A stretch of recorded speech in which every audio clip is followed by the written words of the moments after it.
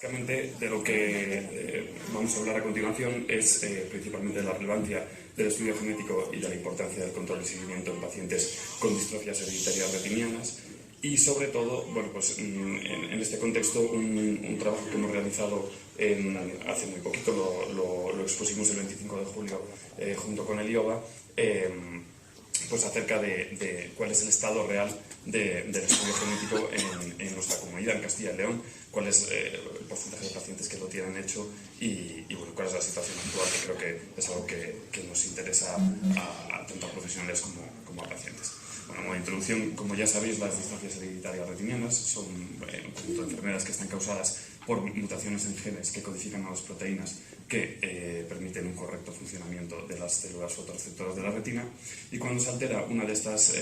proteínas por una mutación, hace que no se llegue a un correcto funcionamiento, lo cual deriva en una degeneración de las células y una muerte de ellas, impidiendo la visión al individuo que la padece. Es la primera causa de ceguera irreversible en países desarrollados, y el tipo de herencia que tiene, como todos sabéis, pues es monogénica, con una transmisión de padres a hijos, aunque se pueden tener mutaciones, digamos, aisladas o de no. Como antes había mencionado el profesor Pastor, tiene una gran heterogenicidad genotípica, tiene un solapamiento entre genotipo y fenotipo pues amplísimo. Esto quiere decir que muchas mutaciones pueden causar la misma enfermedad, o que una sola mutación puede causar distintas enfermedades, con lo cual esto supone un auténtico reto, sobre todo de cara a la terapia génica, que, como comentaba antes el doctor Pastor, pues tiene que ser muy individualizada para mutaciones concretas, y actualmente hay descritas más de 3.000, y seguramente este número pues no haga más que aumentar con los estudios que se vayan realizando con el tiempo. El diagnóstico de este tipo de enfermedades es fundamentalmente clínico, es el diagnóstico clásico, básicamente por los síntomas,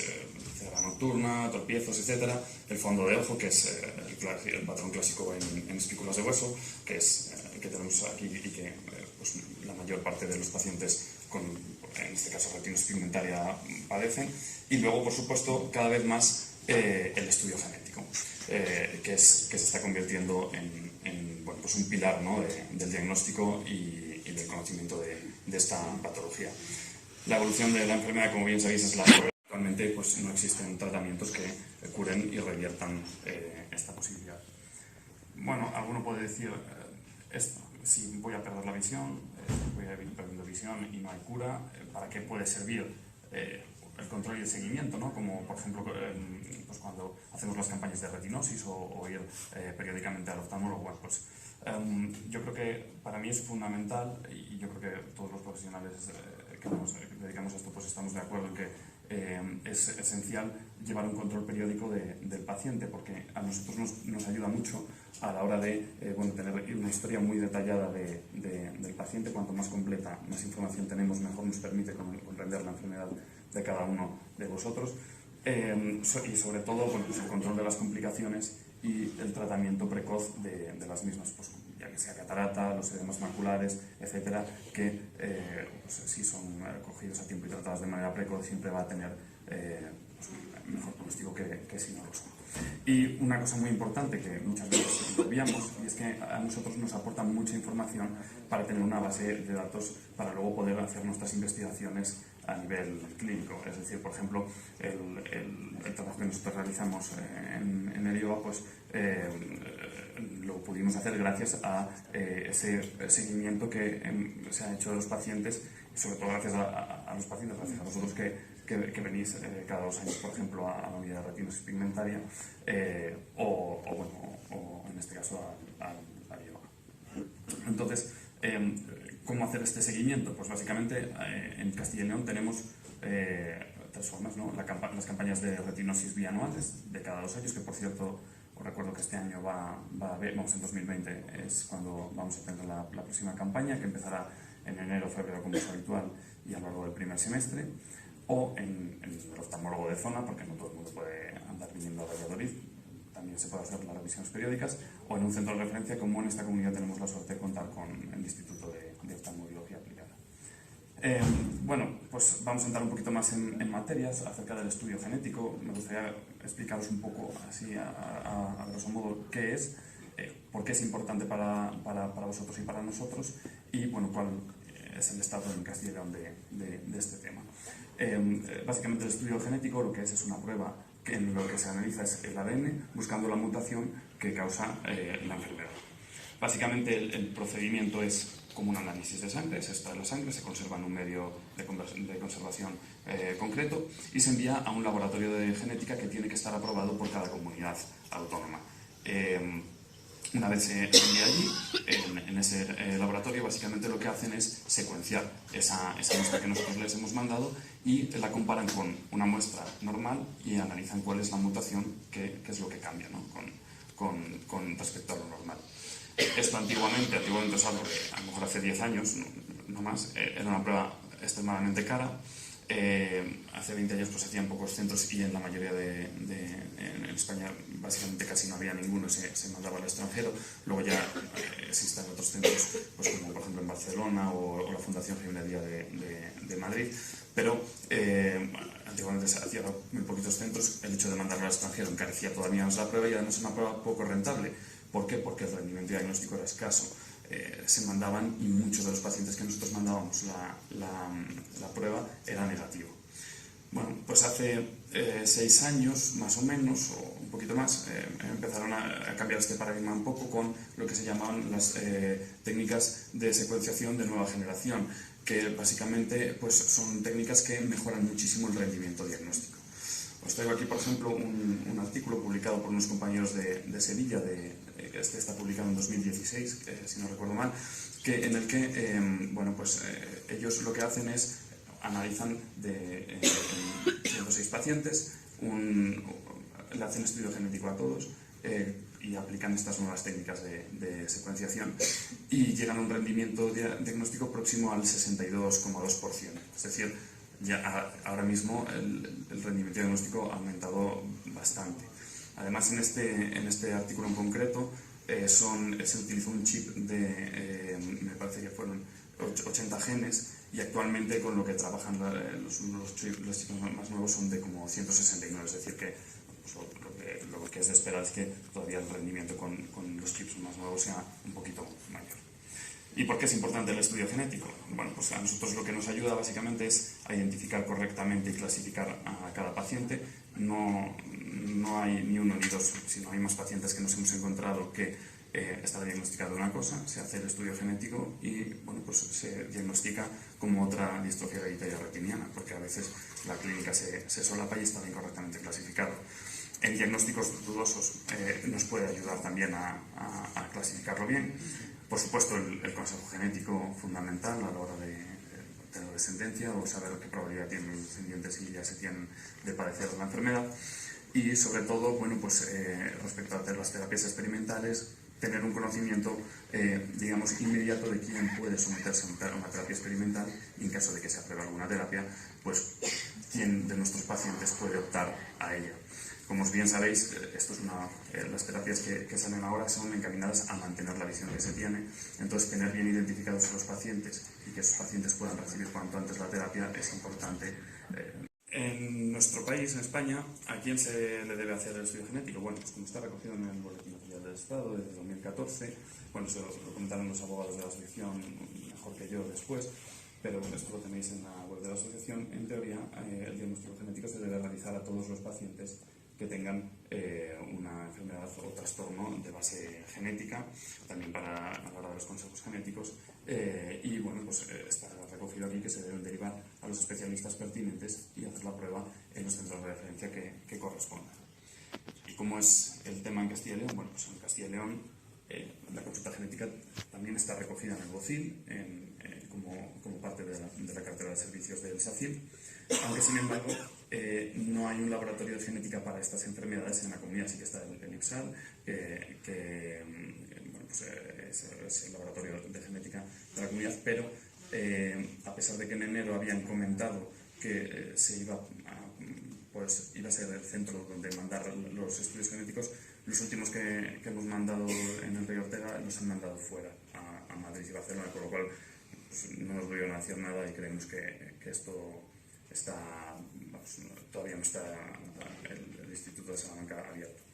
¿Qué pasa al tener que mandarlos fuera? Bueno, pues que hay que pasar un filtro, ¿no? Nosotros lo solicitamos y es la gerencia del hospital la que dice cómo hay que enviarlo a un sitio externo, sí o no. Y bueno, pues ya sabéis algunos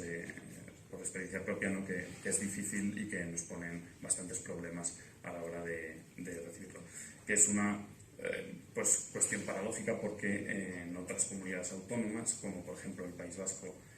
Andalucía, Cataluña, Asturias, básicamente se realiza el estudio genético de rutina a la mayoría de los pacientes de retinosis pigmentaria, por no decir a todos los que van entrando. Y bueno, un poco en este contexto decidimos hacer un trabajo en el contexto del trabajo de mi trabajo de fin de máster que hice en el IOBA con la doctora Coco y con la doctora Sánchez Tocino, y básicamente pues lo que nos planteamos es que desconocíamos cuántos pacientes tenían identificada la mutación. Sabíamos que pocos, pero bueno, queríamos saber qué cifras estábamos manejando. Además, no hay en nuestro medio ningún estudio que pueda describir el porcentaje real de pacientes que tengan estudio genético, porque la mayoría se hace a todos, o los estudios publicados son series de pacientes que se dicen, pues cogen a 100 familias y le practican el estudio genético a todos. Así que, bueno, pues nos decidimos a realizar un estudio que nos permitiera conocer mejor esa situación, ¿no? La hipótesis que manejamos es que un porcentaje de población que padece retinitis pigmentosa y que es susceptible de recibir una terapia génica es bajo nuestro medio, principalmente porque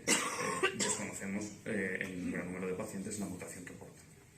El objetivo pues, del trabajo fue calcular el número de pacientes con retinitis pigmentosa vistas en las dos unidades de referencia, tanto en la unidad de retinitis del Río Pera como en la consulta de la doctora Coco de Lioba, que tenían hecho el estudio genético y asimismo recoger su mutación para tener una base de datos más organizada. Como objetivos secundarios, que veréis a continuación, bueno, pues, los datos demográficos de edad y sexo, también analizamos el fenotipo, la relación entre la edad y la agudeza visual y campo visual, cómo era la progresión en nuestros pacientes, en aquellos pacientes que teníamos datos de mucho seguimiento, cómo era el estado de la mácula y el cristalino en nuestra población y saber qué número de pacientes no tenían realizado un estudio genético y cuáles eran sus características. Para ello hicimos un estudio retrospectivo, transversal, descriptivo y multicéntrico en las dos unidades de referencia, por supuesto de acuerdo a la legislación y normativa vigentes, e incluimos a todos los pacientes diagnosticados de retinitis pigmentosa en estas dos unidades. Como criterios de exclusión se estableció aquellos pacientes que no tuvieron un diagnóstico distinto al retinitis pigmentosa. Tuvimos un total de 222 pacientes entre los dos centros. Se excluyeron 6 pacientes, 4 de ellos estaban por error clasificados, estaban en la base de datos erróneamente, y en 2 de ellos estaban clasificados como retinitis pigmentosa, pero había un estudio genético que les había diagnosticado como otra distrofia hereditaria retiniana. Las formas sindrómicas fueron tan solo un 15% y las formas no sindrómicas fueron el 84% de los pacientes. En cuanto a las edades que manejamos, bueno, pues la edad media en nuestra población es de unos 48 años. La edad de comienzo de los síntomas en nuestra población fue en torno a los 17 años y la edad media del diagnóstico fue a los 31, con una demora en el diagnóstico de unos 14 años, que fue ligeramente inferior a otras series publicadas. Es decir, en nuestra comunidad, pues el tiempo que pasa desde que comienzan los síntomas hasta que se hace un diagnóstico de certeza es menor que en otros trabajos publicados en nuestro entorno. El tipo de herencia fueron la gran mayoría de herencia autosómica recesiva. Un porcentaje muy importante también fue de tipo esporádico, un porcentaje más pequeñito autosómica dominante y prácticamente anecdótico herencia recesiva ligada a X. Más del 50% de nuestros pacientes tenía antecedentes familiares de retinitis pigmentosa y la tasa de consanguinidad en nuestro medio fue del 11,11%, aunque si teníamos en cuenta la consanguinidad relativa, entendiéndose por consanguinidad relativa aquellos pacientes en los cuales ambos progenitores procediesen de un pueblo de menos de 500 habitantes, esta cifra ascendía a los 17,46% del total de la muestra. Bueno, pues, los datos de electroretinograma y fondo de ojo fueron los esperados, con la mayoría de los electroretinogramas abolidos, y en el fondo de ojo, pues la mayor parte de los pacientes con retinas despigmentadas de la comunidad tenían el patrón clásico en espículas de hueso.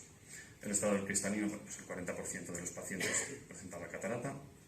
en torno a un 31% de los pacientes eran pseudofáquicos, y la edad de la aparición de la catarata fue en torno a los 42,44 años, y la de la cirugía de la catarata a los 48 años, existiendo una demora de unos 6 años desde que uno empezó a tener catarata hasta que era operado. Bien, la mácula fue considerada normal en el 35% y tan solo un 17% de los casos presentó edema macular. Es menor que otras series. También es verdad que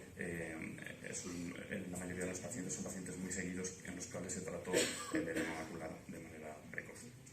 La agudeza visual también obtuvimos los resultados esperados, con un empeoramiento de la agudeza visual progresivo a lo largo de las diferentes décadas de la vida, aumentando el grupo de pacientes con ceguera legal a partir de la quinta década y disminuyendo el número de pacientes que tenían visiones superiores a 0,6. En cuanto al campo visual, caso similar a lo anterior, el campo visual, a medida que iba pasando las décadas de la vida, iba reduciendo concéntricamente el campo visual, y a partir de la sexta década el grupo de pacientes con un campo menos de 5 grados pues era bastante mayor que al comienzo de las décadas. Y en cuanto al estudio genético, bueno, pues que es realmente por lo que hicimos el estudio, bueno, pues encontramos que de los 216 pacientes analizados se realizó en un total de 59, es decir, un 27,3%. Es una cifra muy baja, sobre todo comparada con nuestro entorno, pero es un poco más alarmante la cifra que nos encontramos a continuación, porque de estos pacientes que tenían realizado el estudio genético, el 63% era del IOBA y tan solo un 27% era del Hospital Ría Ortega, lo cual quiere decir que en la sanidad pública la tasa de realización del estudio genético es muy baja.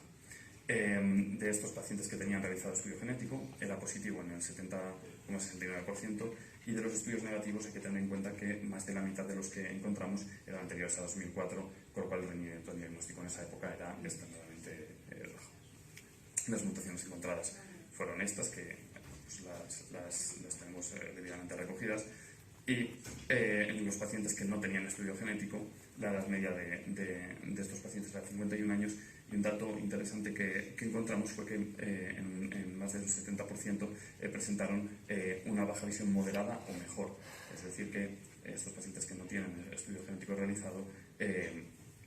bueno, pues más del 70% tienen una agudeza visual bastante decente a la hora de poder recibir una terapia génica en el hipotético caso de que existiese para su utilización. Las conclusiones del trabajo fueron que, bueno, pues, la primera, que no hemos encontrado ningún trabajo similar que analice el porcentaje de estudio genético en la práctica clínica real, que el porcentaje es muy bajo en nuestro medio de pacientes con estudio genético realizado, que los datos demográficos y de fenotipo de la enfermedad son similares a los de nuestro entorno, sobre todo de la Unión Europea, que la agudeza visual y el campo visual empeoran con el tiempo, pero bueno, esto no era ningún secreto, pero es lo que obtuvimos, y que en aquellos pacientes sin estudio genético los sujetos obtuvieron unas agudezas visuales bastante buenas, por lo que serían susceptibles de recibir tratamientos encaminados a mantener la visión en caso de que existiera. Ya para concluir, bueno, pues, quería dejaros 3 mensajes que, bueno, pues, a raíz de este trabajo que hemos realizado, ¿no? Que el primero de ellos es que el control y seguimiento en las distrofias hereditarias es fundamental, tanto para vosotros como para nosotros permitirnos poder hacer una investigación de calidad, que el estudio genético es un pilar para el diagnóstico y para el conocimiento de la enfermedad, y que en Castilla y León la mayoría de pacientes no tienen el estudio genético realizado, y que esto, bueno, pues es una cosa bastante llamativa, sobre todo comparado con comunidades de nuestro entorno. Y eso es todo. Muchas gracias.